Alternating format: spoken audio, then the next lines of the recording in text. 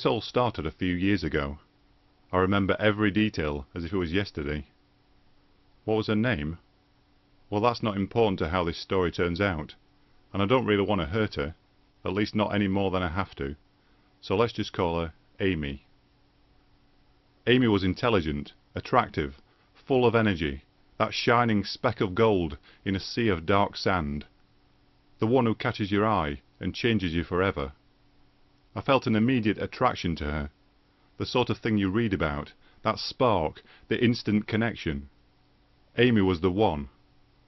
As soon as I saw her, I knew that was it. I loved her. But she didn't even know I existed.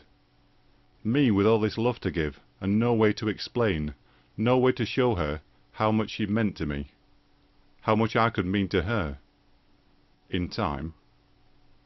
I couldn't just show up and tell her all this, tell her straight out that I loved her. That wouldn't make any sense. She'd never met me, probably never even seen me, so just coming out with all this love thing would be a bit of a shock. Maybe a letter would do it. You know the kind of thing, a secret admirer looking on from afar, the whole romantic package, flowers and violins and everything. But start it all off with a letter. So that's what I did. I wrote Amy a letter. Now the thing is, when I write about myself, I have this tendency to try and say as much as I can, not leaving anything out. And that's what I ended up doing with the letter. And I say letter, but I think maybe I wrote a bit more than I needed to. So it ended up being more of a book, really. Quite a big book, in fact. A book of stories I'd written about myself, about all the great things I've done.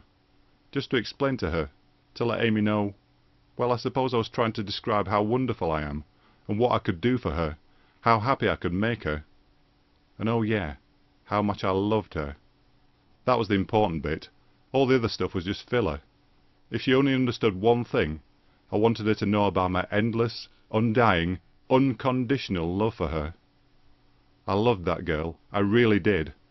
And now she knew. Amy knew that I loved her. At least that's what I thought. I knew she got the book, because I was there when it was delivered. I was there, hiding close by, and I saw her take it inside. And she must have known it was hers, because I wrote her name on it myself. I gave her a few days to read it, and I waited. I'd put my contact details inside the book, so Amy knew where she could reach me when she wanted me. And I was so looking forward to hearing from her, to listening to her telling me how much she loved me. I wanted to hear that. I wanted her love. And just so there was no way I could miss the moment when she admitted she felt the same love for me as I felt for her, I watched her, closely. I wasn't going to miss a thing. The cameras in every room, the sound equipment, the transmitters. I put them all in and hooked them all up, and I watched Amy's life. I watched her eat, watched her sleep, watched her everywhere. Working, shopping, walking, driving, sitting, standing, everything. Even when she undressed, even when she showered and bathed and things. I watched her every minute of every day. And yes, I saw her read the book, my book, but not all of it. Bits of it, yes. She might have read a couple of pages now and again, but the book I'd written for her, the book about me and my unconditional love for her, was just kept on a shelf, and pretty soon it was forgotten. I couldn't believe it. How could Amy, my Amy, the woman I loved, how could she not see how much I needed her to love me? I'd done all this for her, given her my love, my unconditional love, and she just ignored it. It was as though she thought I might not be real, as if the book was fictional, just some crazy stories, and the woman I loved didn't even believe I existed. So I went to the house, her house, and I knocked on the door, and she answered. She was a little shocked. I think she knew who I was before I even told her.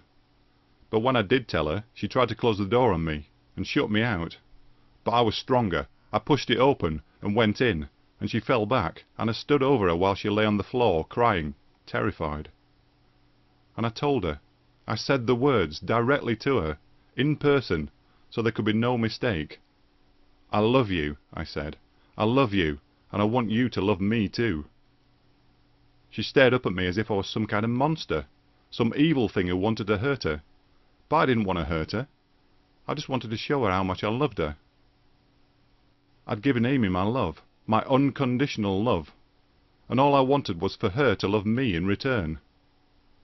She stopped crying and looked up at me, and I don't know why, but I just couldn't see any love in her eyes. She took a deep breath and said 4 words, just 4, but the sound of them cut deep into me, almost as if someone had pushed a spear into my side. "I don't love you," she said.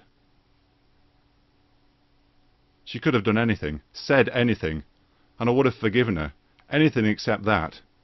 But she didn't love me, and she told me so. After all I'd said, after all I'd done, all the watching, all the following, all the time I'd spent monitoring Amy's every move, all wasted. The book I'd written, just for her, to show her exactly how much she meant to me, wasted. So what could I do? I mean, unconditional love is one thing, and if she'd loved me in return, she could have had that love, unconditionally. But she didn't love me, and she'd told me so. So yeah, I suppose even unconditional love has its limits. All she had to do was love me, and then, well, all the unpleasantness could have been avoided. So now I'm upstairs in my room, with my camera, making this little video diary, and Amy's downstairs in the kitchen, cooking.